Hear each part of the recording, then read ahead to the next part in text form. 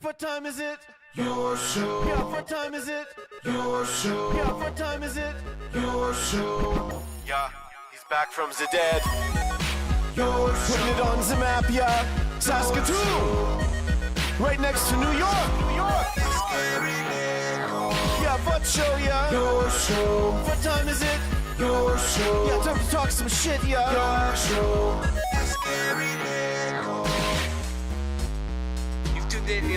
Yeah, fun Maggie.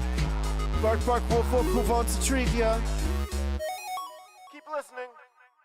Well, a very happy Tuesday to you, and welcome into another edition of Your Show.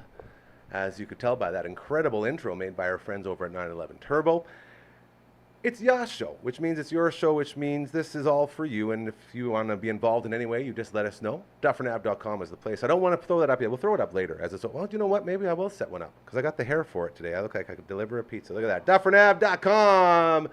Head on in. Say hello if you want to create content with us. If you have an event that you want to promote. If you want to be like our buddy Kevin over at Hammer Time Roofing, want to get a little banner in there, let people know that you're a part of what's going on here, let us know. This website right here, you go there and you can figure it out.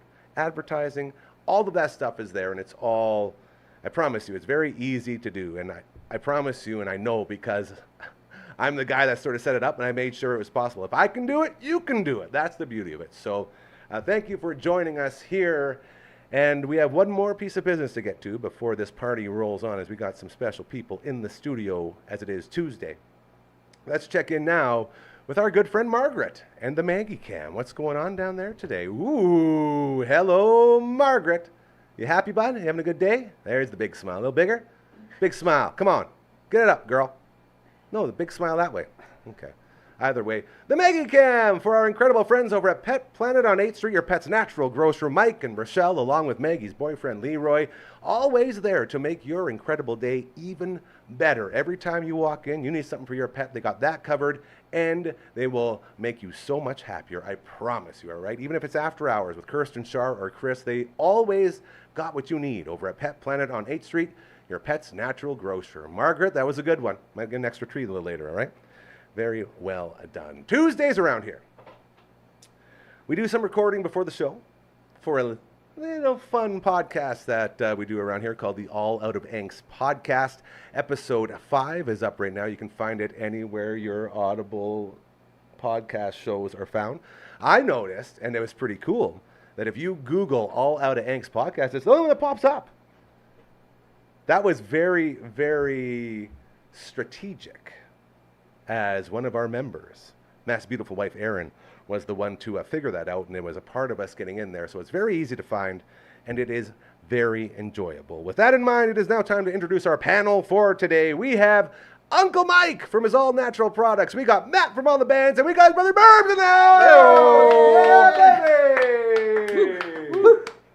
Yeah, this is it. So every time you guys are on, we always talk about Merbs, Matt's brother, who is the lyricist, if you will, for Untimely Demise, and we sat down with an effort, well, I guess a goal of writing a punk rock song, like with lyrics and all that, and we always say, well, if Merbs was here, we could probably figure it out, and we finally got him in today. So first and foremost, Merbs, you guys are sharing a mic, so we're going to have to be a little careful with how we do it, but go ahead and say hello. Say hello to everyone. Tell us how you're doing. Well, hello, everyone. Yeah, I'm doing great. Finally have an opportunity to actually get on the show. I've been itching to do this. I'm usually, at work when it's being actually recorded. So, I tune in when I can, when the boss isn't looking. But, just a thrill to be here and be part of this great society we're building here. What did you think of your first little run-in with the podcast, with the All That Angst podcast? Did you have a lot of fun doing that? Oh, yeah. It's just like the good old times. Matt and I have did a lot of radio over the years, and usually if it's just a normal conversation, it flows, and it's just having coffee with your boys. That's it. So this is a verbal contract, and you are now part of it. Oh, man. Well, we're very happy to have you, buddy. Matt, how's your week been? How you doing? My week has been decent. I've been on holidays, kind of not feeling super great. So obviously, had to cancel last week, which didn't love. But, no, things have been going well. And I don't know, should I talk about my burger experience? It might be time. We got okay. Hold on. Don't play it yet. We got Dragons on the 1 and 2s today, ladies and gentlemen. You know him from the viewing room. He's an incredible man. Very handsome. I love him so much, and he's really good at doing all this stuff. Set up this video for us. Okay, so it's been one of our like holiday goals because we like a good burger joint. You know, whether it be your Five Guys, your Fat Burgers, blah blah blah. I've heard a lot of things about Goblins, on Acadia. Yes. And my one manager, he actually he does this thing where he'll go through menus. So he's been through every burger of that or whatever, and he's like, "Oh yeah, they're all good." So yeah, I show up and the guy's a pretty good character, swearing the whole time with the clientele, which I liked. And he's like, "Oh, so what do you want?" And I went with the War Pig, it's got 3 different types of pork products on it, and then a couple smash burgers, and yeah, blah blah blah. I get it. It looks huge. I guess we'll show the video, but I want to. So I opened up the burger wrapper, and there was this bigger gentleman, and he looks, and his wife looks, and he's like, "What is that?" I was like, "It's a War Pig." He's like, "Oh, I got that too." I'm like, "Oh yeah." So we had this kind of good thing or whatever, and I open up my burger, and they're like, "Ooh, and anyways, I took it upon myself I wanted to put this burger down. I can't really eat as much as I used to, but I had something, and Aaron was egging me on with the video camera, so I'm like, I'm eating this or whatever. Before we get to it, I pictured you when you opened it. All of a sudden, War Pigs just start playing. Hey, it's like, gathered in their masses. Like, whoa. Yeah. Have the patties talk. That would have been fun. Just saying. Anyways. So anyways, I ended up putting down the burger, and after I walked, because I was asking Aaron, what's the other guy? How's he doing the whole time? I wanted to know, because, I felt like he had a leg up on me because he's a bigger gentleman, and I'm... More room to put it away. So as we're leaving, I'm like, "So how'd you do?" And the guy's like, "Oh, we're sharing it now." I'm like, "Oh, lightweight." And they all loved it or whatever. But it was a good roast, and You're like, okay. I believed in you, man. I'm really disappointed. He totally was probably backed sheepish. Out. Yeah, he was leaving the place. Maybe he was just being a gentleman and he wanted to share it, you guys. Okay? I didn't really think That's about another way to look at it. Thanks, Gary. Either way, from Goblins Bar and Grill, is that what it's called? Goblins Grill? Goblins Grill is what it is. I had oh my God, it was so good. It was the Swiss burger, but it was on 2 pieces of Texas toast. Yeah. I'm drooling as I talk about it. They have so many incredible burgers here. And that dude, the guy that owns it, he went in the back and made us an off the menu.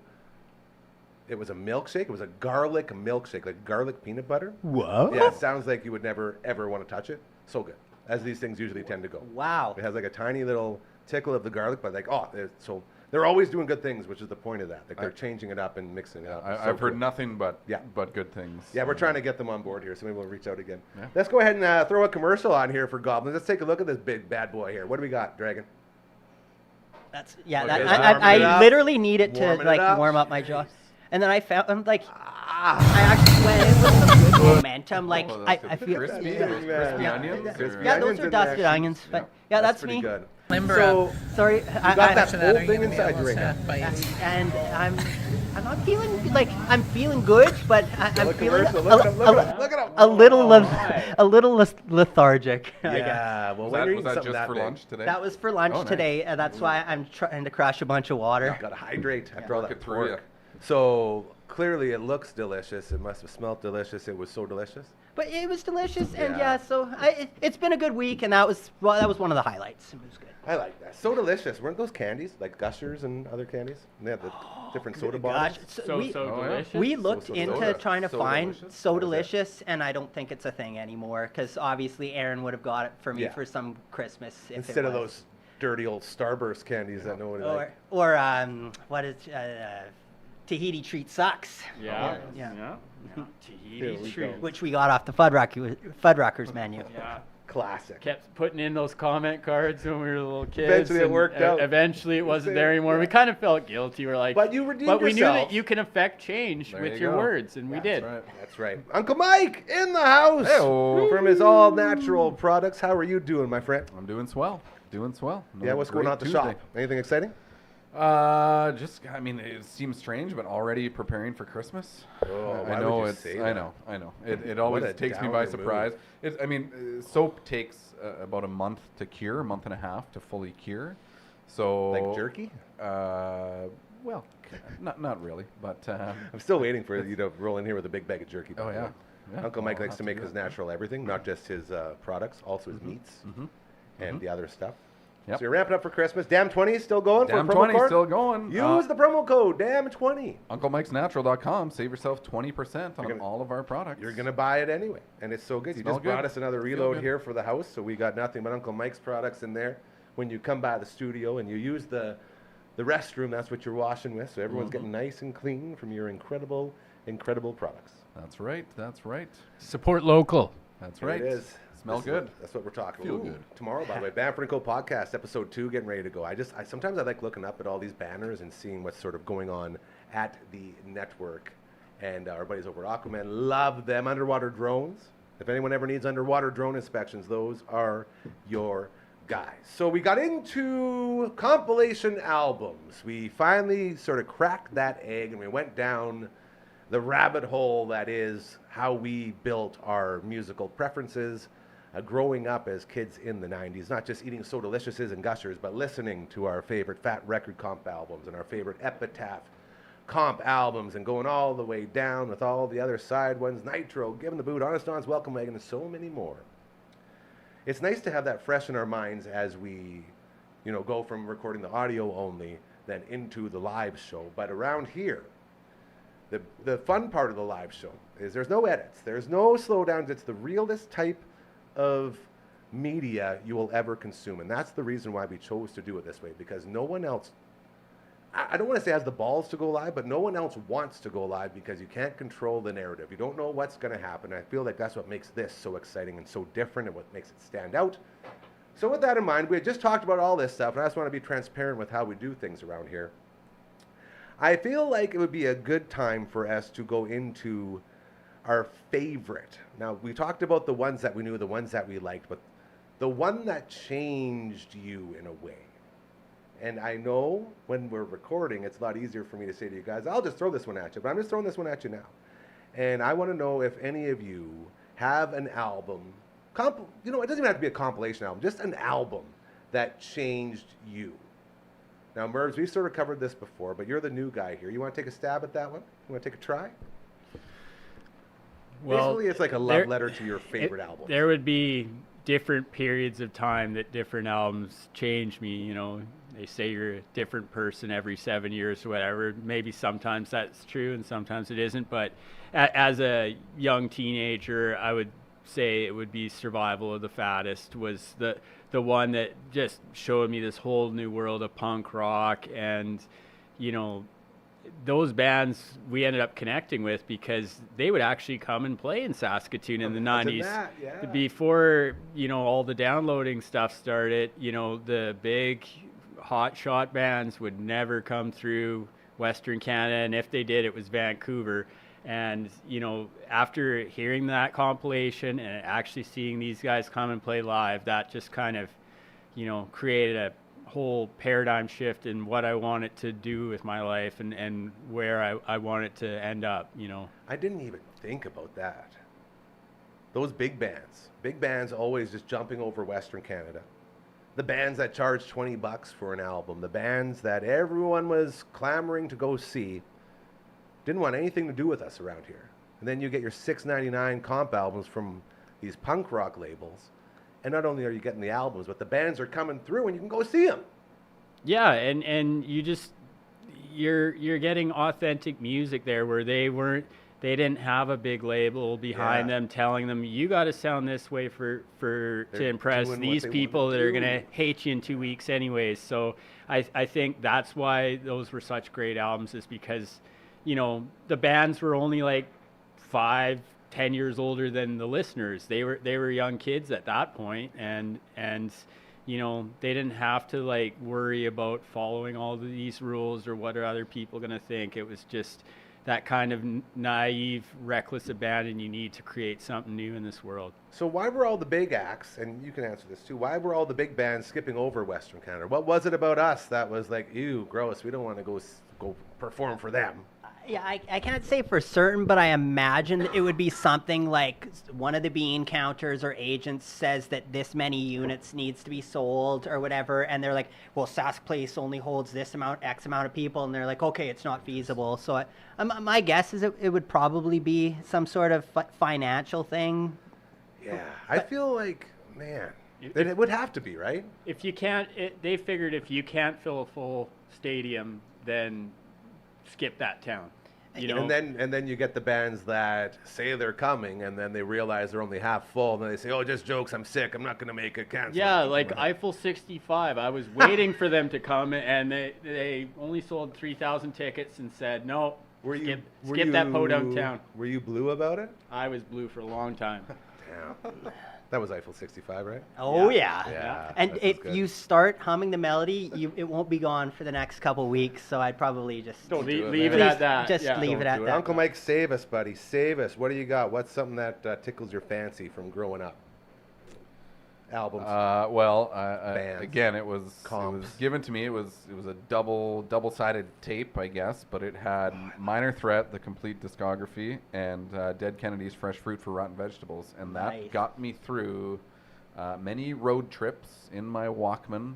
And I wore that tape out. Like it was, in my opinion, the best for me, the best combination. And that was like early on that kind of lit my punk rock fire, I guess. With those a self-made compilation, I guess. Yeah. You know. And we all did that, obviously. Yeah. Once we realized, oh man, we can record off this CD into a tape. Mm-hmm. Okay, I'm going to do that. Get the cassette going. One thing we didn't touch on the All Out of Angst podcast recordings was the BYO split series. You guys ever get into those? Like the NoFX and Rancid, where they cover each other's songs? Right. So the first 8 songs is NoFX doing a bunch of Rancid songs, and then the next 8 is Rancid doing a bunch of NoFX songs. And those NoFX versions of Rancid songs, some of them are better than the actual Rancid songs. And you find that throughout, like Bouncing Souls and some other guys. There's like 7 or 8 of them from like, and they did a horrible job of promoting them, because I had no idea these things exist. And then years later, I came across this one, and I said, like, if you look at my phone and you open up the internet thing, the first thing that comes up, NoFX Rancid, Lagwagon, and The Abyss. Yeah, and those things are like stuck on my phone because I listened to them so many times. This is new news to me. I didn't know about these.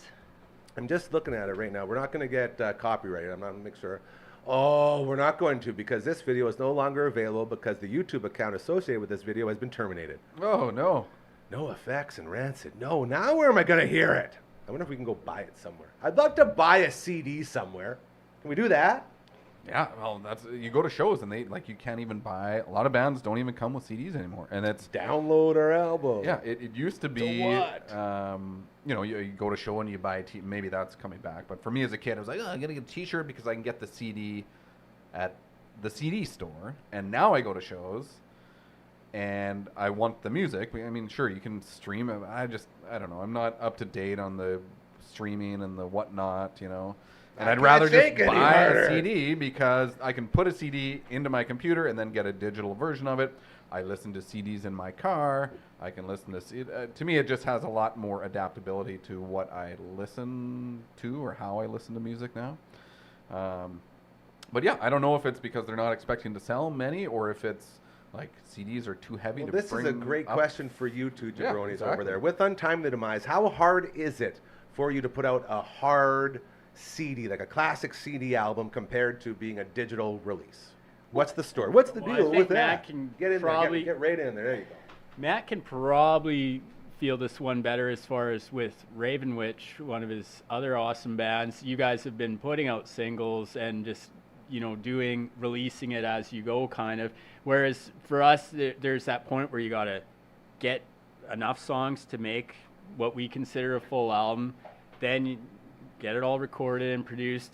Then we got to get the cover art made. And for us, using Ed Repka, it's totally worth it, but it is a big expense for us producing an album where that's another huge deal, to get a proper artist and album, a real artist, not an AI artist, a real person making this stuff. Think about that's an obstacle for bands where it's like, well, I want to put it out, but I don't know how to get in touch with all the right people, and it's just there's lots of roadblocks, even just shipping costs. Now we got to get all these boxes of CDs shipped to us. That, like, there's a lot of expenses up front before you start recouping any of your money, if you're lucky enough to and it's just tough. Like, if we were a record label where we were constantly sending out bundles of different CDs, then it wouldn't be so bad. But, you know, when you send one album out, it can be a lot of postage, and so, like, someone looks at their sale and they're like, I'm in this CD for $30 or whatever, and you're like, well, more than half that's going to the postage. Right. But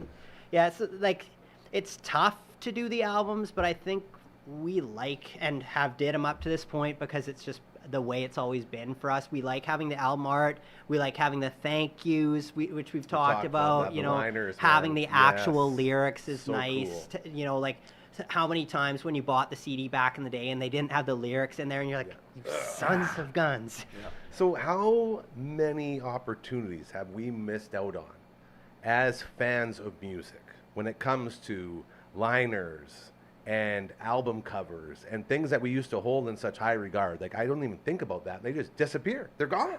Like, does anyone ever do any of that anymore? Is that a thing that happens? I don't know. Like, we did it in our last CD, but Well, you know what's I up. don't know really. I think it's still being done if they're making CDs. I guess I go to shows, and you can almost now guaranteed you can find a record, you know, Records, of the yeah. album that I want. But it's like, well, shit, I don't want a record. I don't own a record. I don't player. I don't have any way to play vinyl in Yeah, my Volkswagen.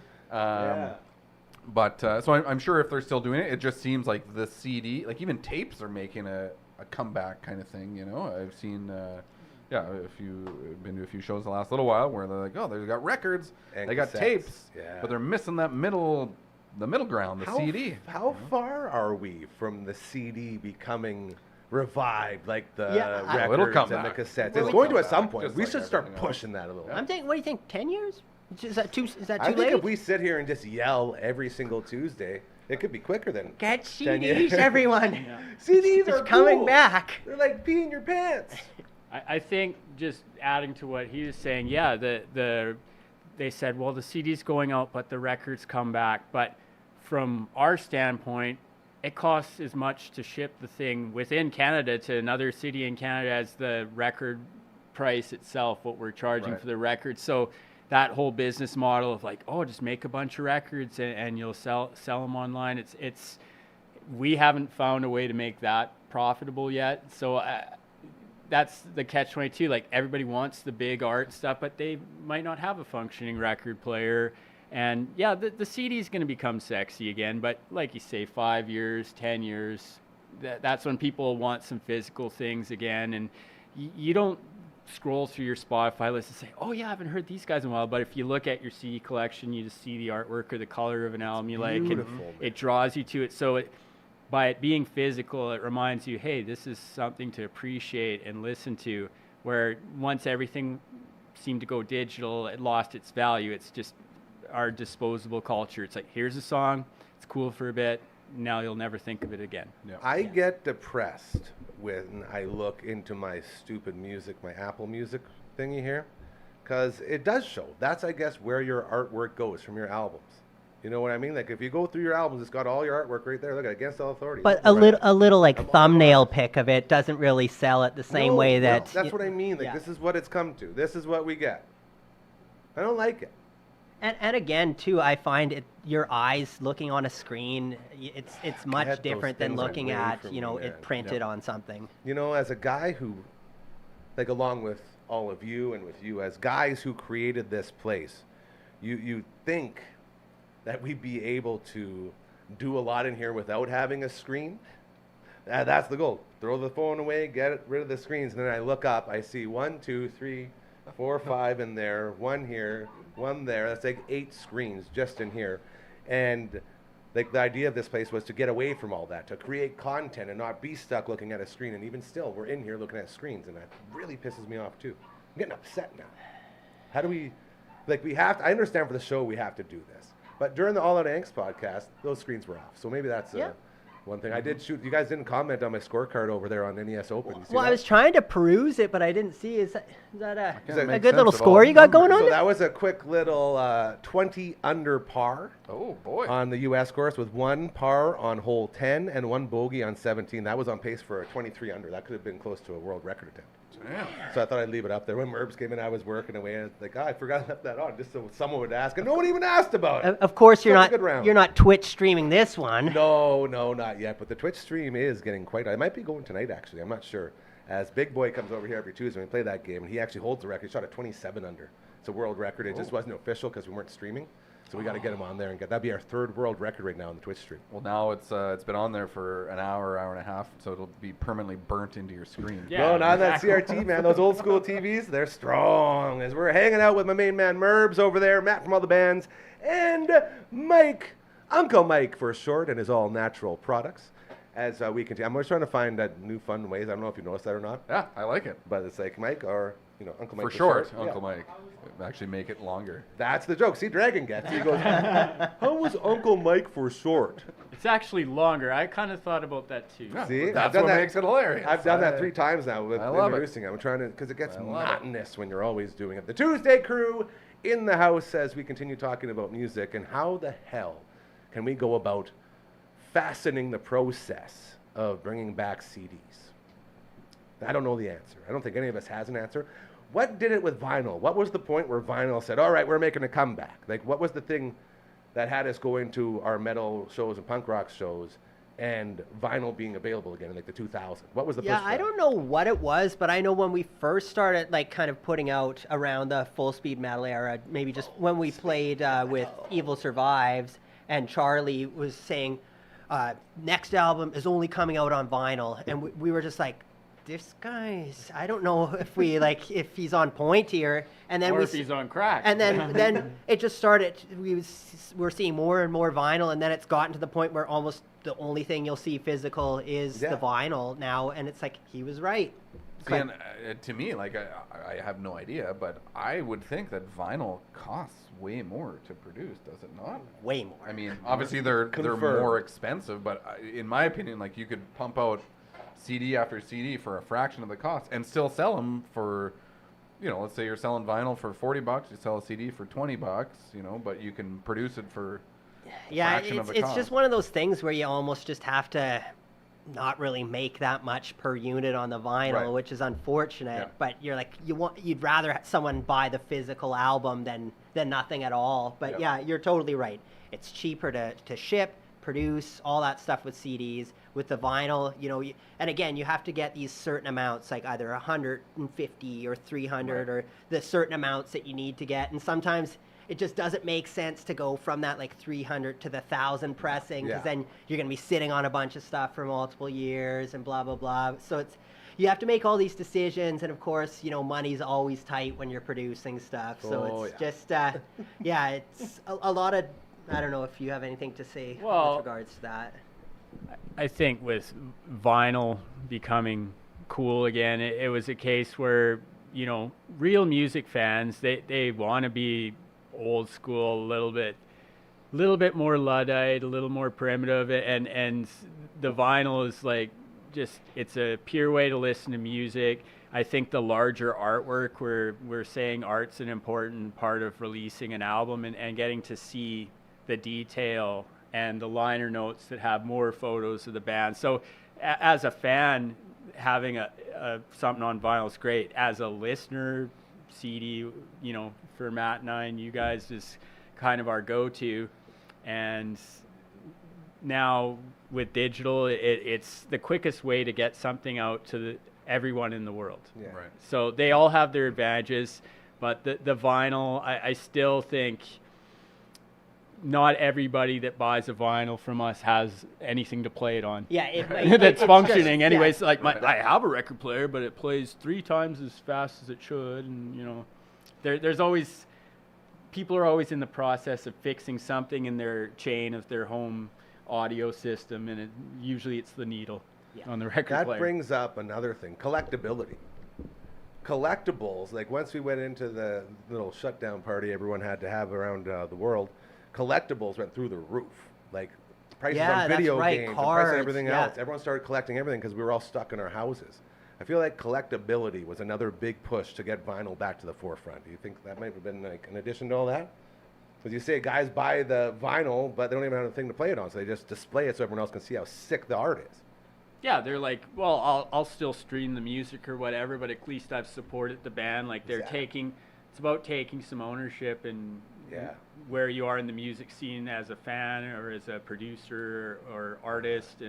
And again, like the fact once they went into all the different variations of colored vinyl and speckles and blood inside the vinyl, like I think visually bigger is better, and that's why vinyl has made a comeback. Man, we should start some sort of project. Network Ryan was saying we should get Shaner from One Bad Son.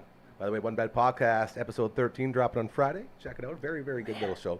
Shane does a bunch of artwork, and he said he'd be a good guy to talk to about, how can we bring back the actual like artwork from albums. Like we should get like a panel together or something and like work through that. I feel like we have enough smart brains around here to see how can we bring back these things that we used to hold so dearly to our heart, because it feels like there's a piece missing with music. And like, right now. Are you saying you want it on the album, or you want it like displayed like up on in like putting it up in your room with the banners and stuff? And I want album covers to be relevant again. Yes. Everyone had posters in their rooms. You proudly show off. Like I got a bunch of buddies who have their vinyl collections, and guess what? Their favorite album covers, guess where they are? Front and center of their display of all of their vinyl. And there's a story behind every one, and you can sit there for hours and just talk about this stuff. Like it's not just a setup. It's like a portal to the past of how you grew up. Like it's so much more than just, a frickin' record. And it pisses me off that we're losing all this stuff because everyone's got a phone now and I want to listen to it on here. But yeah, again, with the album art too, it's cool because, like there might have been like the first pressing, and then I know with the Iron Maiden number, the Beast isn't like the background on one of them is like gray and it's supposed to be, No, it's blue and it's supposed to be gray and look scary, and it looks kind of fun, a little too fun for their taste at that point, but yeah, I like that kind of debate with the dorks or whatever, where you're like, oh, that's a second edition because it's got the blue background or whatever. That's the Brazilian import. Before the warehouse burnt down, there's only a few of them left in the world. And you guys are the perfect people to speak on this because you've gone through the process of figuring out what you want your album covers to look like. Like you put the time and effort in. You brought in a ringer, dude. Like you brought in a guy with a big name to help you create this stuff. Like how much work goes in to making the album, like deciding what it's going to be, what it's going to look like, what it's going to feel like. Like, is that maybe a thing that's missing, is people just don't have the drive to do it anymore? Because I know that was a huge part of your guys' formation with those albums coming out, right? Yeah, it could, because it's not like we ever do concept albums per se, but generally we like to pick one of the title tracks of our songs and make that the album art. You got some epic album covers, is my point. That's what I'm saying. And our cover artist, Ed Repka, always, He didn't want. Resume. He didn't. Yeah, I mean, Megadeth, Death, Misfits. Like that's huge. This is what I'm getting at. Hellraiser movies. You guys thought this was important enough to bring somebody in who did this for all of your heroes. Yeah, he worked. That's for what I'm saying. Universal Studios, and I think Matt and I, luckily, like everyone in Saskatchewan, the scene was small, and we kind of all made our own scene. Whereas if you're from a bigger scene, you're like, I just have to copy exactly what the successful people are doing. Whereas we're just kind of just trying new things, and that's why we're never like intimidated. Oh, we're gonna talk to the biggest guy here, and the worst you can say is I'm totally not interested. And with Ed, when I first talked to him, he's like, I don't know about this concept, and then he said, well, what if I do this? Like we kind of realized, leave the art up to the artist, leave the music up to the musician, leave the production and engineering up to the engineer. Yes. Like, obviously it's good to know as much as you can about all those areas, but I think the more latitude you give your artists, the more they're going to use that word again, take ownership of it and say, oh, I want to make this really good for myself because I want to make something that I'm impressed with. So yeah, just find, like with this place here, find great people and let them do what they do best, and everything's roses. That's very good. Like their name's on it too, right? So I mean, his name, whatever. Yeah, he's not behind the artwork. So if it's something that if you wanted pink unicorns and fluffy pandas, whatever. He's probably not going to get Probably it. not going to. Yeah, he's That's not going not to his phone style. it in if Right. his name's going to Yeah. be. But yeah, we just always had so much respect for the music that we wrote and created. And we always saw it as being professional, and we thought that it was worth having a professional artist. And then when you listen to these songs, your mind sees that artwork and it's just drawn together. And I really think that's something special, and I'm glad that we did that. Where it would have been easy to be like, oh, we can just put in whatever, like just do a band photo, or let's what was Creed doing at the time? I don't know. but no, it's just for us, it's really special to have the cool artwork, and I think down the road, decades down the road, it's always cool to look back at the artwork, and then it brings you back to those times, and you associate it with the music. So yeah. And I think from the listener standpoint, again, the compilations we talked about a lot, how it was a gateway, a segue into that sort of type of music. For us, the artwork, growing up in Puritan Saskatoon in the 90s, anything that seemed like offensive or scary or cool, like the artwork would kind of tell you what it's going to sound like before you even heard it. So you would buy things off the artwork, and sure enough, it would be right down your alley. And even like for Matt and I, our mom was just the most badass garage sailor, and she's like, well, what kind of records should I look for? And we're like, well, look for the scary logos or anything that looks sharp, or Nice. that has any sort of scary name. And that's why art is important to the music still, because before you hear something, you see it, and that's where the image of the band starts. You hear with your eyes. And like bands like Iron Maiden and stuff, Derek Riggs doing all their artwork, the band didn't want to be the focus. They wanted Eddie and this like fantasy world they built to kind of be the focus. So the art gives the musician a chance to just do what they do best and not have to necessarily be the focus visually as well. Yeah, like I love going back to NoFX, as they are my favorite band.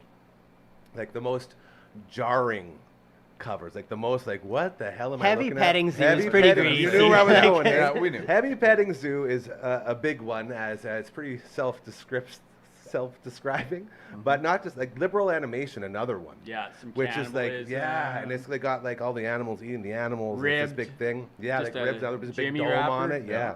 Like they were so good at sort of defining what this adventure is that you're about to go on just by looking at it. Like looking at Liberal Animation, then hearing the song where it's like, you wear a leather jacket, but you won't eat meat. And it's like all this political like sayings in these songs, and it's all represented right there on the cover. It's like, now I'm getting it. You put two and two together. And like, are there any album covers that sort of jarred you like that or stuck out at all? Again, putting you on the spot, I apologize. I feel like that Sorry should be a about thing. Oh, anytime we can, let's try and put Mike on the That's the only spot. time you're going to If hum it's it a really off. hard one, give it to him. I guess Dead Kennedys, Give Me Convenience or Give Me Death. Yes. Yes. Has kind of a different look to it, I guess. Enough to make you It's- think about it now when someone asks you about Right, exactly. That's So it. it pops up. I mean, I'm sure I can, give me a couple seconds, not live on the air. I'd probably come up with a few. it. Well, the other different boys ones, got, so but- look at these two jabronis. They're both saying something. I think like I've been a loyal listener, long-time listener, first time on the show, right? But you were talking about plastic surgery disasters. That cover of the famine Ethiopia child with this withered hand, Heavy stuff. that was just like heavy stuff.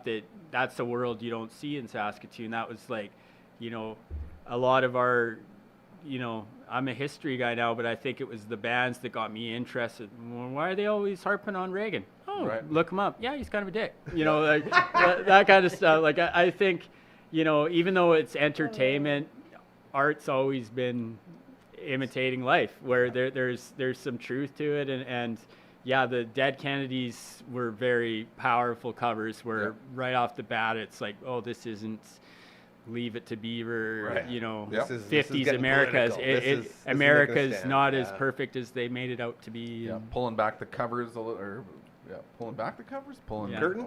pulling back, yeah. Curtain Yeah. jerking, we call it. Right? Yeah. Pull back the curtain. Pull That's back what's the curtain going jerking. on, yeah.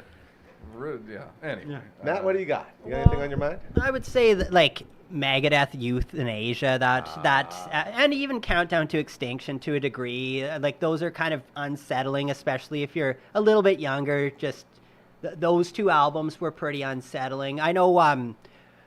Which were the ones that Mom got In Utero? She wasn't happy with that one. That was rough in Nirvana. And Snoop Dogg, she hated that. Doggy Style? Yeah.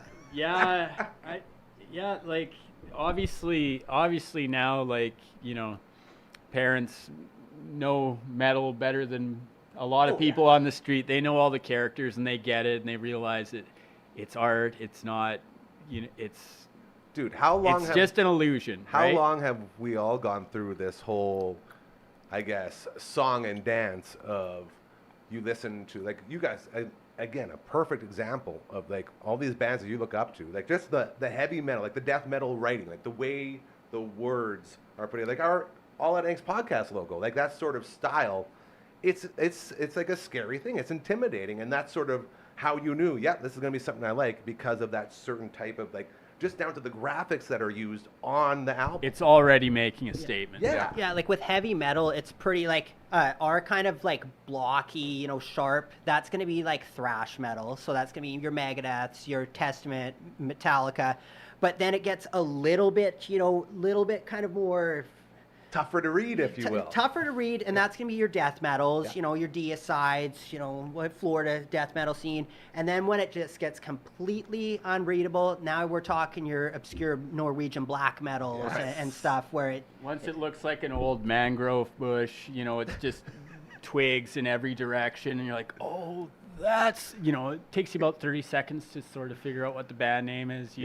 Like you say, you know, that's some good old black metal. But yeah, we specifically like wanted ours to look like Megadeth and Metallica to say that this is going to be like 80s thrash metal. Yeah. It's cool. It's like putting a name tag on your album. Yeah. Another and the same for like grindcore or like you know, they all have this like very specific text, I guess. Font, I guess, is the term, and you can sometimes very obscure. I can't sometimes read it, or you kind of have to see through things, but you kind of know what to expect when you see you know, a logo like that. Or album covers. Like let's bring back album covers, please, because we've spent damn near almost a whole show talking about the importance of them. As we continue, we're on the home stretch here on the Tuesday edition of Your Show, hanging out with Uncle Mike from his All Natural Products, Matt from All the Bands, and Merbs from Untimely Demise, lyricist extraordinaire. Thank you. I mean, we talked about the albums, we've talked about comp albums, we talked about the artwork. The personal connection through music. I have not sat down and listened to a new song from any band, any type, anywhere, and said, holy cow, this is a song that was made for me. Is there, and I guess I could almost answer the own question just by saying the fact that you're not putting out albums and cassettes and records, you're just putting a single down on the internet, probably eliminates all of the connection or the ability to create a connection with a listener, because you're just throwing it to the wind. It's not even targeted at anyone. You're just throwing it out there and hope someone will listen to it.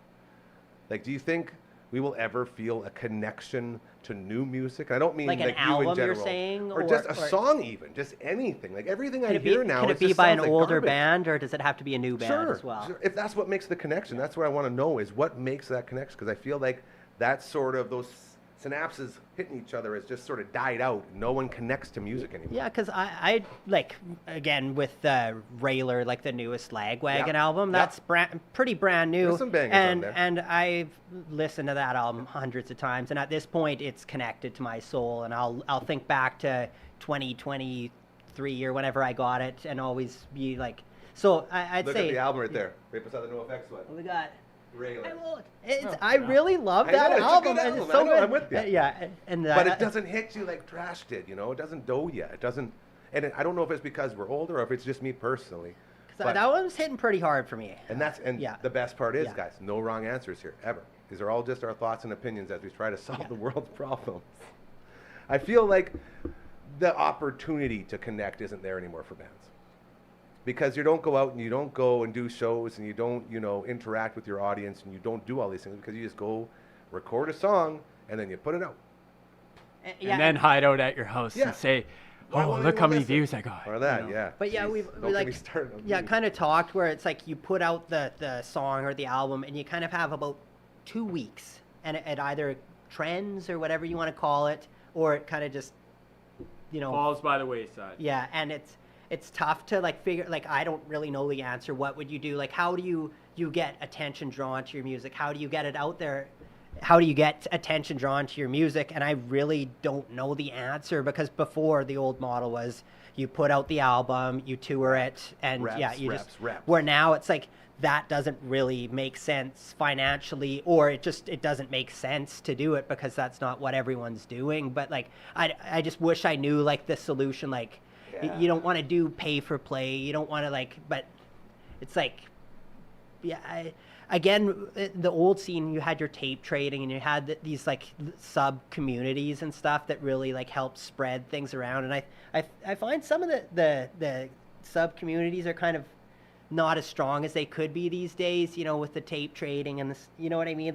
Kind of fragmented scenes and stuff could be an issue. Are you saying that kids are lazy nowadays? These dang kids? I just wanted to get mad at the kids. Start trading albums again. Start sharing music. Start showing each other what you like. Sorry, ranting again. No, and I mean, I was going to say, and maybe it's not the bands that are doing things differently. Maybe it's the people, right?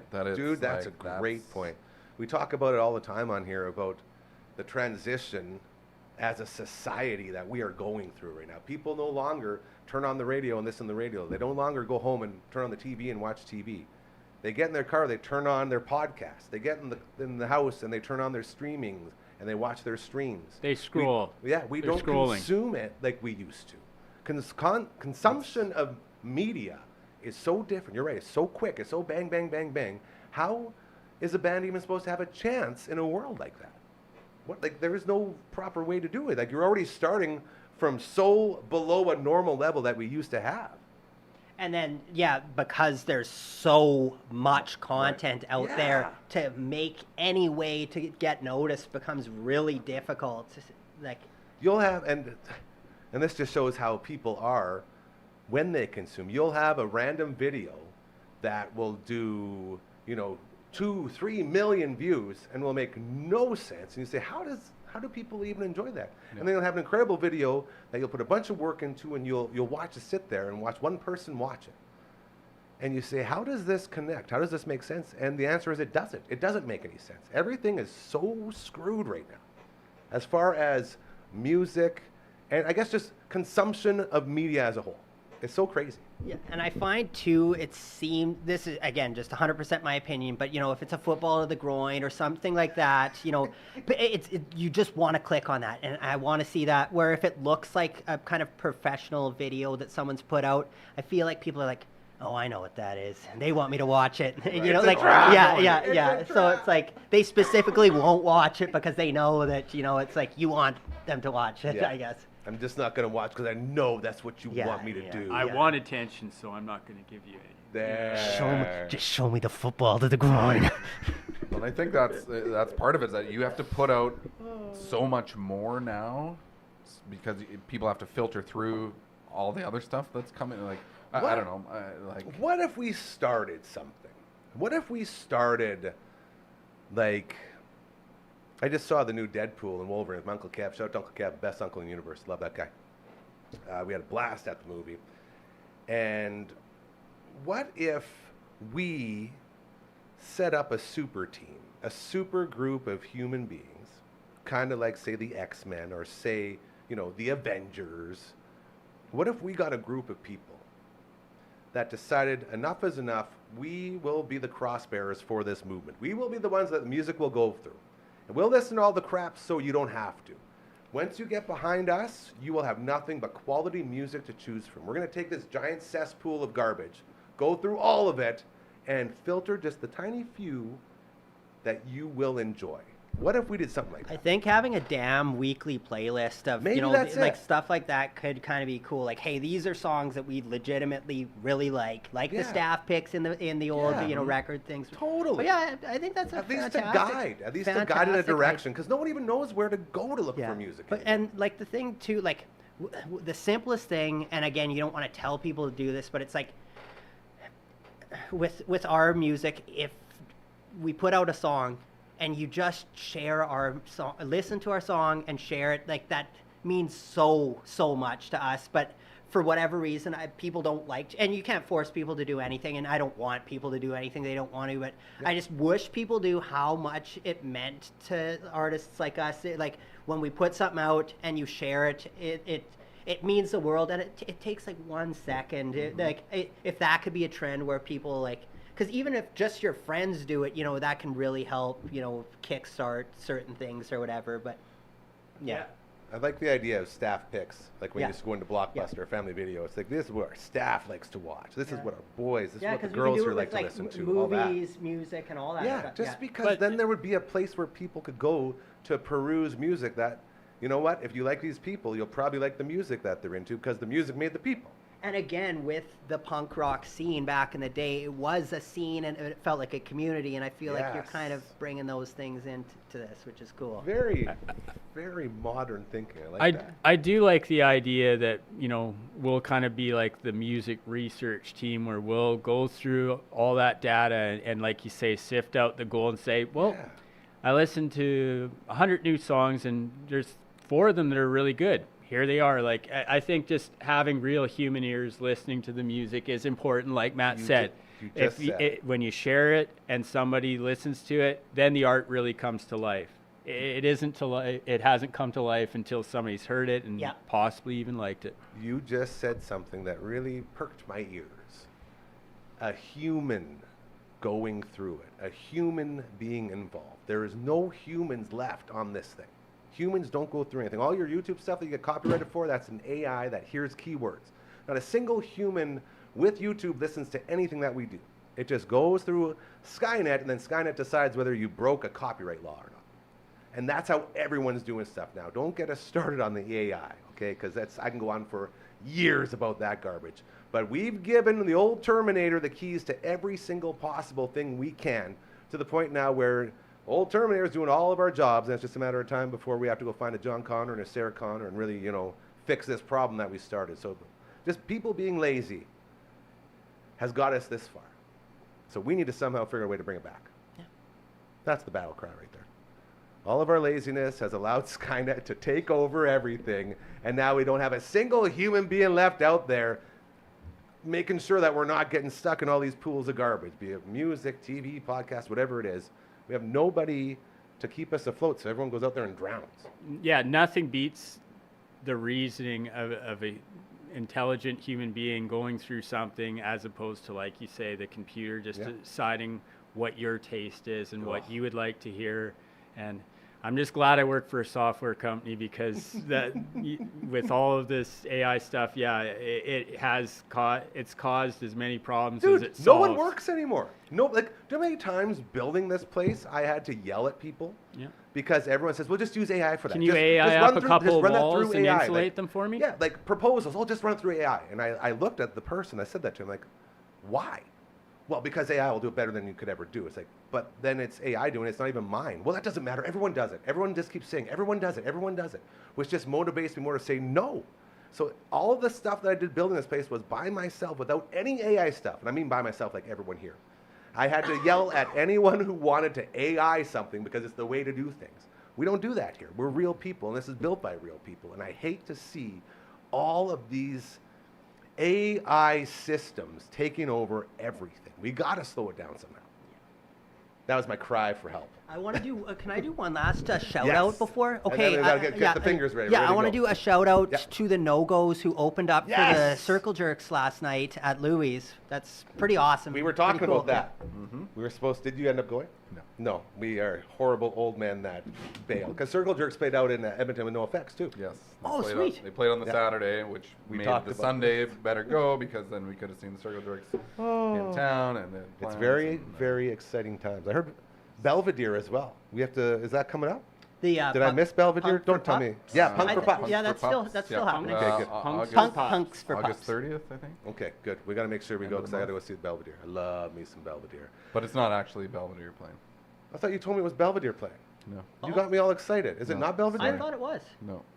It says Belvedere on the sign. I think they're. Oh, it's a band playing. I think they're the song? playing. Oh. Belvedere songs. Which is still good. I'll take That's it. still good. I don't actually. 2 minutes for looking good? Come on. Yeah. Let drag on. Do you have any Frankie's fingers to play us out on this amazing episode? What episode number are we? Open up the window. Talk to me. Open up the window. 88, the Eric Lindros edition. Nice. That's pretty cool. All right, we are now rolling, boys, so you can play away as I give our thank yous and our whatever else that we do. Yeah, Merv, just sort of feel the vibe. Oh, episode 88. What a great one. Thank you for joining us on this incredible day as we finally got to introduce you to my main man, Merbs, over there. Thank you so much for getting in, brother. I know Thanks for having me. One of the biggest issues we've had around here was that we had to start the show at 4 p.m. because that was the only time all of our producers who were in school could get here. So that's why it's sort of a tough time to get people in. So I appreciate you, getting your butt in here and joining the team. And we look forward to getting you in here again as many times as possible. To Matt from all the bands, thank you as always, my friend. You're beautiful, amazing. I love you very much. I think we are going to definitely get into. I wrote down start staff picks on our notes, so that's a good thing. By the way, that burger from Goblin Grill. I'm feeling better. I was going to say you're going to work that one off, Working man. it out. To Uncle Mike and his all-natural products, thank you always for stopping by. Again, promo code DAM20. Head to UncleMike'sNatural.com. Put that in, you'll get 20% off, and you're going to buy it anyway because this stuff is so incredibly good. Thank you for that, my brother. To the dragon, my sweet, beautiful dragon. I love you so much, buddy. How much time we got? Give me a quick little 1 minute. Okay. You have a good day in there? You have fun? You got any of that AC in there? A little bit sweaty? All right, that's good. I'm trying to look at you so I don't look at Matt from all the bands because every time I do, I laugh. But I can see him flinging there. Well, I was trying to put in this, that breakdance move. The Thriller. It's Ray Gun from the Olympics. That's right. Man, I always feel for you because I always wonder how is this guy going to top the last one? And it's so hard because you're always raising the bar. We're in a little well, and then it's gonna. That's it. Swell back up. I like that. Classically trained over here with Uncle Mike and Merbs. You're just taking it all in, eh? Oh yeah, it's been a hell of an experience. No, I was talking about playing the piano. Oh, everyone does their own thing on the way out. Yeah. All right. Now how much time do we got? I lost my earpiece.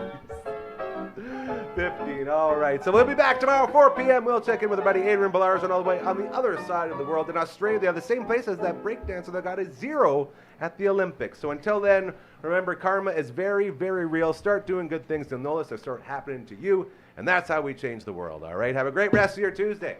Great job, boys. Bye-bye. Yeah.